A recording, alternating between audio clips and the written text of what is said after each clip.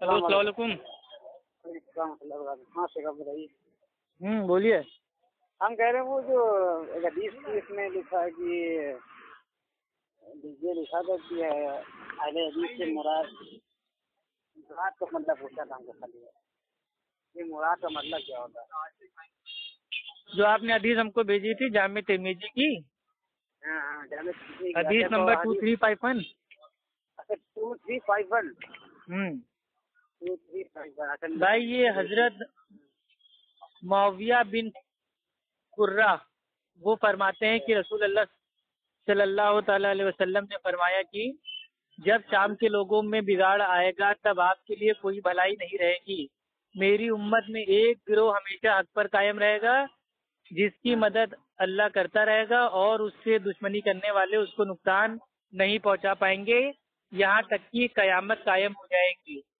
اس حدیث کی بھائی تشریح میں خود امام ترمذی رحم اللہ فرماتے ہیں میرے استاد امام بخاری رحم اللہ نے کہا، اور امام بخاری رحم اللہ کہتے ہیں کہ میرے استاد امام علی ابن مدنی رحم اللہ نے کہا کہ اس گروہ سے مراد اہل حدیث ہیں۔ تو اب آپ کو کیا جاننا ہے اس میں؟ مراد لگ رہا ہے مراد مطلب دیکھیے جو میرے بھائی جو محدث ہے وہ جو حدیث لا رہا ہے، اب بھائی ایک گروہ بھائی وہ ہمیشہ حق پہ رہے گا، اب ایک گروہ ہمیشہ حق پہ رہے گا، اس کا نام تو کہیں پہ ہے نہیں۔ تو یہ محدثین نے یہ ہم سے پہلے کے زمانے کے ہیں، بہت پرانے زمانے کے ہیں، ٹھیک ہے۔ ہم لوگ تو آج کل کے جو میرے بھائی یہ 73 فرقے ہیں، ٹھیک ہے، اللہ کے نبی نے فرمایا نا جامع ترمذی کی حدیث ہے اور حدیث نمبر وہ غالباً 171، ٹھیک ہے 171، کہ میری امت میں 73 فرقے ہوں گے اور 72 جائیں گے جہنم میں، ایک ہوگا کامیابی کا فرقہ۔ تو صحابہ نے مطلب ان سے یہ نہیں پوچھا کہ وہ جو 72 لوگ جائیں گے جہنم میں وہ کون ہیں، ان کے نام بتائیے، نہیں، صحابہ اکرام نے مین مدعے کی بات کی کہ اے اللہ کے رسول جو وہ کامیابی والا مطلب جو فرقہ ہے وہ کون سا ہے؟ تو اللہ کے نبی نے کوئی نام نہیں بتایا کہ بریلوی، دیوبندی، قادیانی، شیعہ، ٹھیک، انہوں نے اس کی جو مطلب بھائی وہ صفات تھی اس صفات کو بتایا، ما انا علیہ و اصحابی الیوم، یعنی کہ آج کے دن جس طریقے پہ میں اور میرے صحابہ ہیں، یعنی کہ نبی پہلے بعد میں صحابہ، تو اس ساری حدیثوں کو جمع کر کے جو ہمارے بھائی عالم دین تھے، محدثین اکرام تھے، ٹھیک، انہوں نے اس کا معنی لیا، مراد لیا کہ اس گروہ سے مراد اہل حدیث ہے، اور بعض نے تو کہا ہے کہ اگر اس گروہ سے مراد اہل حدیث اگر نہیں ہے تو ہم کو نہیں پتا پھر کون ہے۔ تو یہ اس کا معنی ہے، مراد کا معنی ہوتا ہے یہ کہ باقی حدیثوں کو میرے بھائی وہ دھیان میں رکھتے ہوئے کلی طور پہ جو بات سامنے آتی ہے وہ یہ پتا چلتا ہے کہ ایک گروہ ہمیشہ جو حق پہ رہے گا وہ اصحاب الحدیث ہے، اہل حدیث ہے، اہل عصر ہے۔ اب اس کا زمین زمانے ماحول کے حساب سے نام چینج مطلب بھائی وہ اپنا ہوتا رہتا ہے، ٹھیک ہے، کبھی اس کا نام بھائی ہو جاتا ہے اہل حق، کبھی اہل توحید، کبھی اہل سنت، کبھی اہل حدیث، کبھی سلفی، کبھی محمدی، کبھی فرقہ نازیہ، کبھی طائفہ منصورہ۔ تو جو نام ہے اس گروہ سے جو ایکچوئل مراد ہے وہ ہے اہل حدیث، اور یعنی کہ بھائی اللہ کی بات، یعنی کہ بھائی جو قرآن ہے اللہ نے قرآن کو بھی حدیث کہا ہے، ٹھیک، اور اللہ کے نبی کی بات کو بھی حدیث کہتے ہیں۔ تو اہل حدیث مانا کیا کہ بھائی قرآن اور حدیث کو ماننے والے، اس پہ عمل کرنے والے۔ تو اس گروہ سے مراد الحمدللہ اہل سنت اہل حدیث ہیں۔ اب لوگ کیا کہتے ہیں، نہیں حدیث الگ ہے سنت الگ ہے، اہل حدیث الگ ہیں اہل سنت الگ ہیں۔ اب ان کو یہ نہیں پتا کہ ان کے جو بھائی پرانے پیر ہیں، بڑے پیر ہیں، غوث اعظم ہیں، انہوں نے اپنی کتاب غنیۃ الطالبین کی جلد 1 صفحہ نمبر 166 پہ پہلے ہی بتا دیا ہے کہ آج کے دور میں اہل سنت کا ایک ہی نام ہے، وہ ہے اصحاب الحدیث، اہل عصر۔ تو وہ پہلے بتا چکے ہیں، ان کے نزدیک بھائی اہل سنت اہل حدیث ایک ہی ہیں۔ غنیۃ الطالبین میں صفحہ جلد نمبر ہے، صفحہ نمبر کیا ہے؟ 166 بھائی یہ جو ان کی جو عربی کی بک ہے میں اس کا حوالہ آپ کو دے رہا ہوں، غنیۃ الطالبین کی جلد 1 صفحہ نمبر 166، عربی کا جو ہے نا نسخہ اس کا حوالہ دے رہا ہوں. اب اردو والی لیتے ہیں, ہندی والی لیتے ہیں, تو اس میں پیج نمبر ہو سکتا ہے آگے پیچھے ہو جائے, لیکن یہ بات الحمدللہ موجود ہے کہ آج کے دور میں اہل سنت کا ایک ہی نام ہے, وہ ہے اصحاب الحدیث, اہل حدیث. اب جو حدیث سے بات ارے وہ نہیں مانیں گے نا, وہ جاہل ہے. اب جو حدیث سے بات پتہ چلتی ہے وہ یہ پتہ چلتی ہے کہ اللہ کے نبی نے کیا فرمایا. بہت ہی مطلب بھائی یہ غور کرنے والی بات ہے کہ ایک گروہ ہمیشہ حق پہ رہے گا. تو اب اس جو ہمیشہ الفاظ ہے ذرا اس پہ دیوبندی کو فٹ کر لیتے ہیں. یہ بھائی یہ جو مدرسہ دیوبند ہے اس کے بننے سے پہلے اس دنیا میں کوئی بھی دیوبندی نہیں تھا. اب اس میں بریلویوں کو فٹ کر لیتے ہیں. اعلیٰ حضرت کے بھائی پیدا ہونے سے پہلے اس پوری کائنات میں کوئی بھی میرے بھائی یہ مسلک کہ اعلیٰ حضرت کا اور بریلوی کوئی بھی موجود نہیں تھا. لیکن اہل حدیث الحمدللہ جب سے اللہ کی نبی کی حدیث موجود ہے تب سے بھائی حدیثوں کو ماننے والے موجود ہیں اور ان کو ہی اہل حدیث کہتے ہیں. تو اہل حدیث تو میرے بھائی وہ ہمیشہ سے تھے. تو اس سے یہ معنی مراد رہتے ہیں, اور یہ ہم اپنی عقل سے نہیں لے رہے. تمام محدثین نے سے ایک ہی مراد لیا ہے کہ اس گروہ سے مراد اہل حدیث ہیں. تو یہ معنی ہوتا ہے مراد کا. اب کوئی کہے گا نہیں یہ تو حدیث میں تو الفاظ آیا نہیں ہے, یہ تو وہ امام جو بھائی وہ ترمذی ہیں ان کا یہ قول ہے. تو یہ قول ابھی وہ جاہل آدمی ہے جو محدثین بھائی وہ حدیث کو بھائی وہ نقل کر رہا ہے, جمع کر رہا ہے. کیا اس سے زیادہ کوئی اچھا میرے بھائی سمجھ سکتا ہے؟ بالکل نہیں. اور وہ اپنے ساتھ ساتھ جو باقی محدثین ہیں ان کو بھی بتا رہے ہیں کہ ان کے نزدیک بھی بھائی اس گروہ سے مراد اصحاب الحدیث تھے, اہل حدیث تھے. تو الحمدللہ اس سے ثابت ہوتا ہے کہ ایک ہی حق جماعت ہے, وہ ہے اہل سنت اہل حدیث. باقی سب دعوے دار بنتے ہیں اہل سنت ہونے کے, وہ ایکچوئل میں اہل سنت ہے ہی نہیں, وہ ہیں اہل بدعت, اہل قیاس, اہل رائے. ایک سوال اور ہے. اللہ کا ایک سوال اور ہے جی. ایک سوال اور ہے کہ اللہ کے رسول صلی اللہ علیہ وسلم نے فرمایا کہ میرے 3 زمانے ایسے ہوں گے کہ میرا زمانہ پھر میرا زمانہ. یہ حدیث کچھ کہاں ملے گی؟ بہترین ہوگا میرا زمانہ پھر میرا بھائی یہ آتا ہے وہ اس کو بولتے ہیں عام طور پہ وہ خیر الخروم. ٹھیک, تو یہ جو مطلب جو بھائی وہ زمانہ ہوتا ہے اللہ کے نبی نے فرمایا سب سے بہترین زمانہ میرا ہے, پھر اس کے بعد یعنی کہ صحابہ, تابعین اور تبع تابعین. تو یہ بہترین زمانہ ہے. یہ جو حدیث ہے بھائی یہ کتب الستہ میں مطلب یہ کافی جگہ آتی ہے. ٹھیک ہے, اور غالباً یہ مطلب یہ جامع ترمذی میں یہ حدیث موجود ہے, لیکن حدیث نمبر بھائی ہم کو یاد نہیں ہے. ٹھیک ہے, ٹھیک ہے انشاءاللہ ہم پورے کسی نے ہم سے مانگا ہے تو ہم نے اس کو انشاءاللہ ہم ضرور دیں گے. نہیں بالکل بھائی حدیث موجود ہے, اور بالکل میرے بھائی اس کی جو سند ہے متن ہے دونوں ایک دم صحیح ہے کہ سب سے بہترین زمانہ میرا, پھر اس کے بعد یعنی کہ بھائی صحابہ, تابعین, تبع تابعین, یہ جو زمانہ تھا یہ بھائی خیر القرون کا زمانہ تھا. اور الحمدللہ جو بھی آج کی تاریخ میں ہم عمل دیکھتے ہیں, جیسے فار ایگزامپل کچھ بھی ہم کو دیکھنا ہے بھائی, تیجا, 40واں, چھٹی, چلا, کنڈے, برسی, 11ویں, عید میلاد النبی, 12 فات یا مطلب بھائی یہ شب معراج, تو کچھ بھی ہمیں دیکھنا ہے تو ان تین زمانوں میں دیکھیں گے.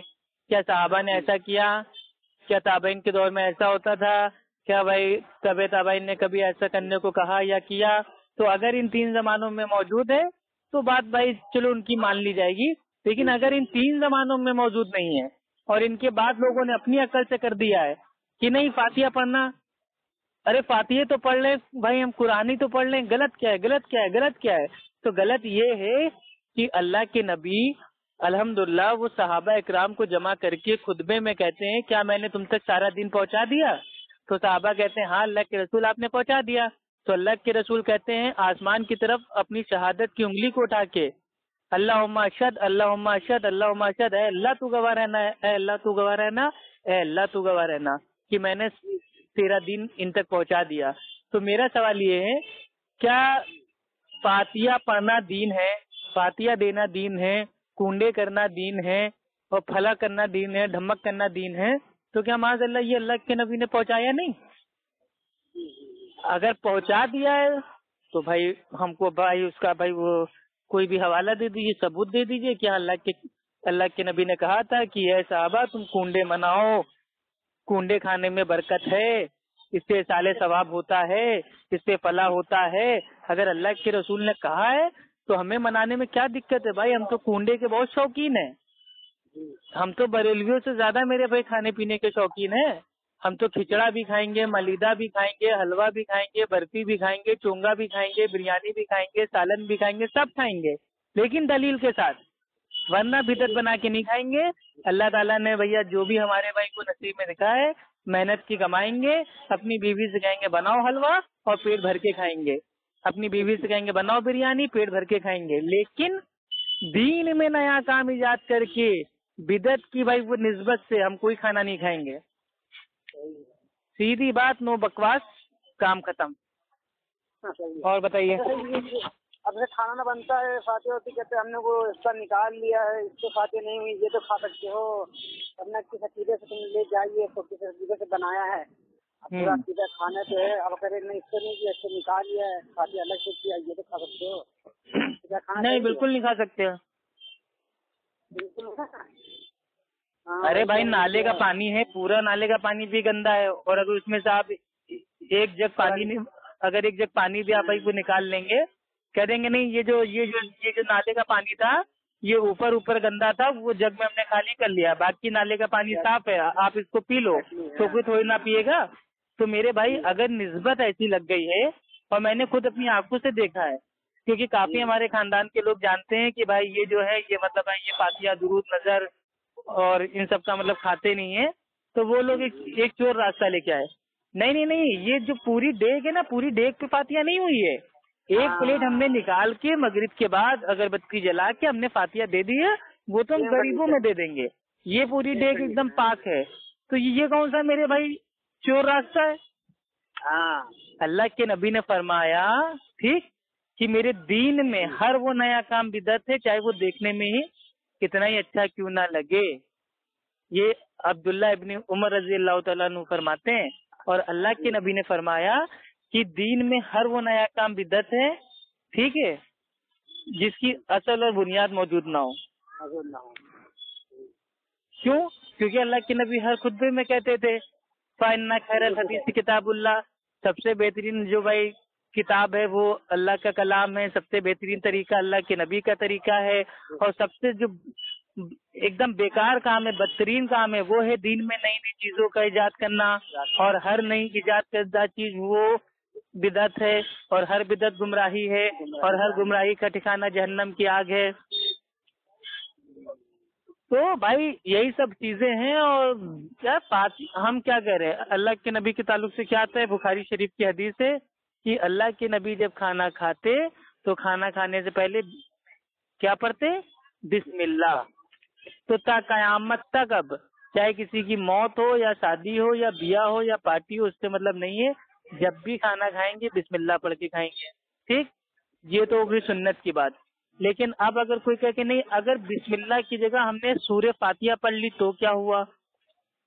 اچھا یہ بتائیے، اگر سورہ فاتحہ کے ساتھ ہم نے چاروں کل جو ہیں، چاروں کل ان کو 11 بار پڑھ لیا تو کیا ہو گیا؟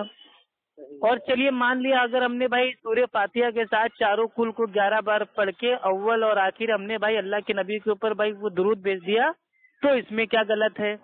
تو غلط یہ ہے کہ اللہ کے نبی نے کھانا کھانے سے پہلے خالی بسم اللہ پڑھا۔ اگر پورا سورہ فاتحہ پڑھنا اور چاروں کل کو میرے بھائی وہ 15 بار 11 بار 21 بار پڑھنا اور اول آخر اللہ کے نبی کے اوپر بھائی وہ درود سلام بھیجنا، اگر یہ زیادہ افضل ہوتا تو اللہ کے نبی اتنا زیادہ افضل عمل کو کاہے کے لیے چھوڑتے؟ تو جتنا بتا دیا اتنا عمل کرو نا۔ اللہ کے نبی جب کھانا کھانے سے پہلے بسم اللہ پڑھتے، اور اگر کوئی بسم اللہ پڑھنا بھول جائے اور بیچ میں اس کو یاد آئے تو وہ پڑھ لے بسم اللہ اول و آخر۔ تو یہ دو بات بھائی سامنے آتی ہے۔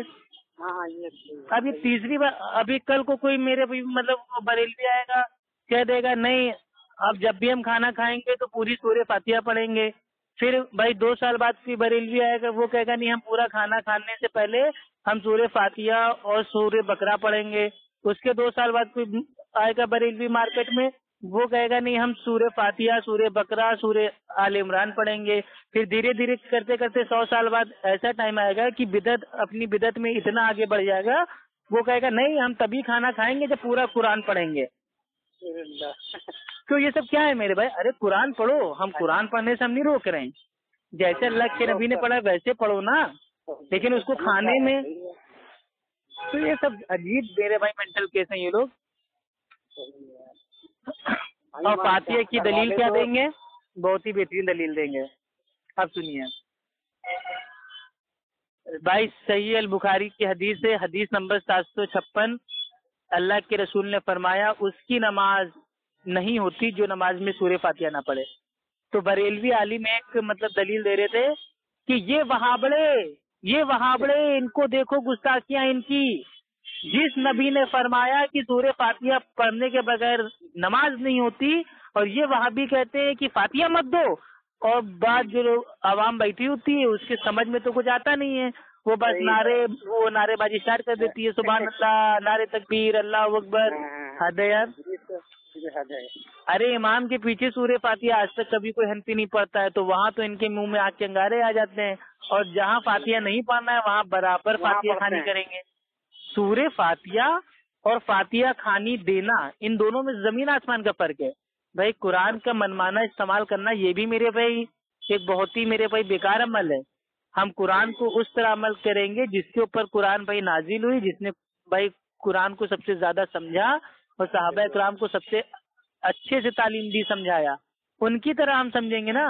अल्लाह ताला कुरान में फरमाता है इहदिनस सिरातल मुस्तकीम, यानी कि मुझे सीधी राह पे चला, मुझे सीधा रास्ता दिखा, जो भी तर्जुमा करना है कर ले.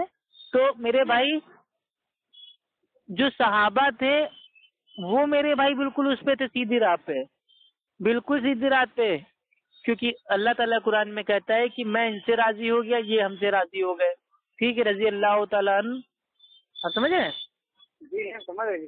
तो इसीलिए मेरे भाई ये फातिहा, तीजा, 40वां, छठी, चिल्ला, कुंडे, बरसी, 11वीं और ये 10वां और 12वीं का चांद, और ये सब मेरे भाई सब कुछ मेरे भाई बिदअत है.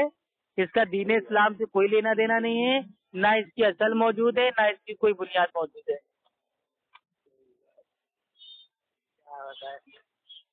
हमारे घर वाले अकीदे इतने पक्के हैं कि मानते ही नहीं, कुछ सब समझाते हैं. अकीदे के पक्के थोड़ी ना है वो, ये कहिए बिदअत के इतने पक्के हैं कि मानते नहीं. हाँ वही अकीदे से गड़ वो हो गए ना, वो जो चला आ रहा है, जो चलता आ रहा है, जो अमल करते आ रहे ना, उससे बहुत. हाँ भाई, कुरान की एक आयत भी है ना कि लोग कहते हैं कि हम अपने बाप दादा के दीन पे हैं, उनको कैसे छोड़ दें. वही फिट है ना, वो फिट है, दादा बैठा हुआ. तो अल्लाह ताला जानता था ना इंसानियत के दिमाग में क्या क्या चल रहा है. अल्लाह ताला तो आलिमुल गैब है. हम कल क्या करेंगे ये हमको नहीं पता है, लेकिन अल्लाह सुब्हानो ताला को बराबर मालूम है कि हम कल क्या करेंगे. तो अल्लाह ताला जानता था कि ऐसे मुकल्लिद पैदा होंगे जिनके सामने मेरे भाई कुरान हदीस पेश किया जाएगा, तब भी वो कहेंगे क्या हमारे बाप दादा गलत थे, क्या इतने बड़े आलिम क्या गलत थे, उतने बड़े उलमा क्या गलत थे, क्या इतने सारे लोग जो कर रहे हैं सब गलत है, तुम नए नए पैदा हो गए, नई नई बात बताते हो. कभी हम अपनी सिस्टरों को समझाता हूँ, अपनी बहनों को समझाता हूँ, कहते नहीं हम बाप बाप करें वही हम करें, ये वो तो गलत थोड़ी ना हो सकते. हदीसें तो हम लोग नहीं बना ऐसे ऐसे कहती हैं, बताओ.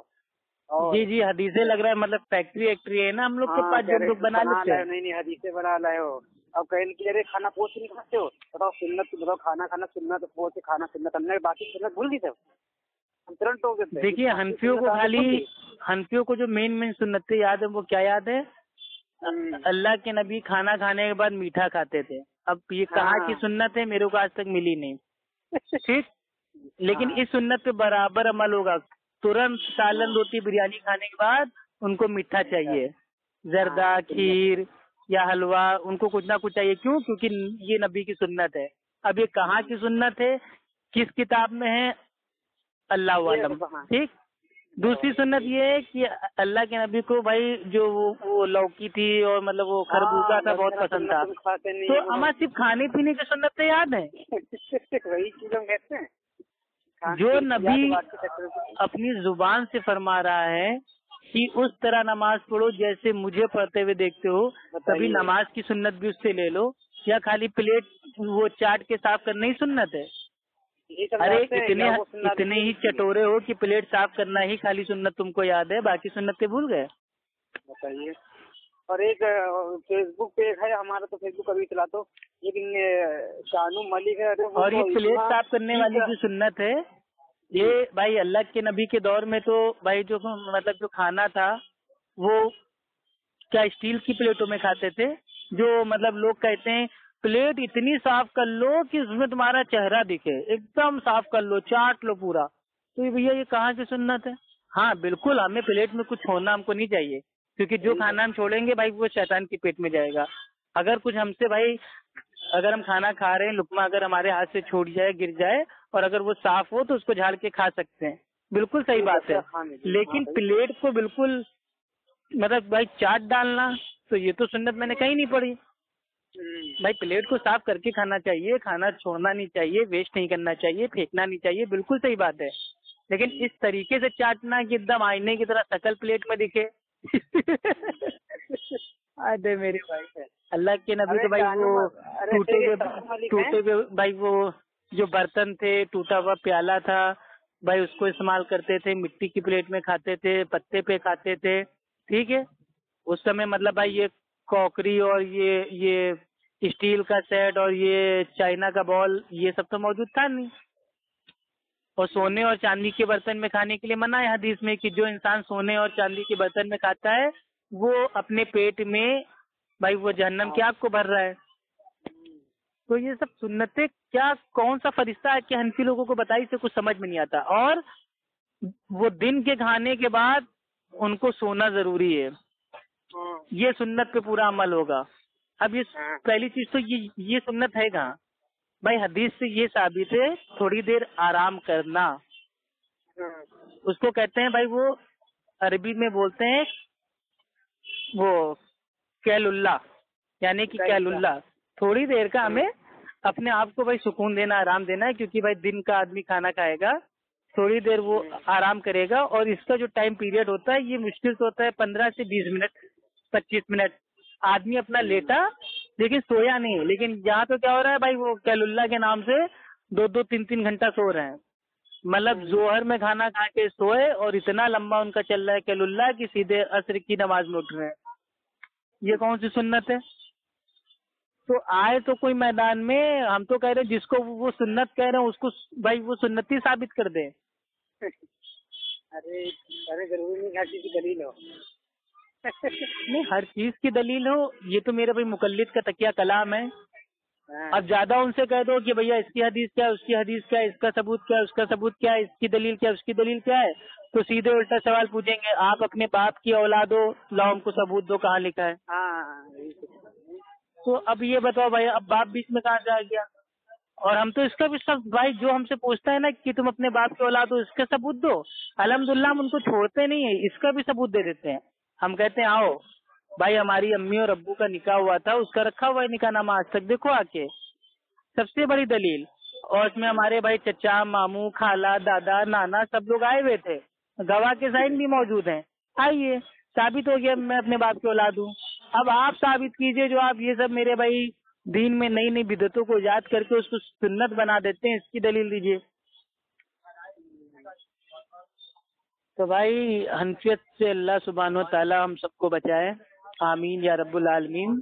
इमाम अबू हनीफा रहमुल्लाह इन तमाम मसले मसाइल से मेरे भाई बरी हैं, उनका कोई मेरे भाई इसमें लेना देना नहीं है।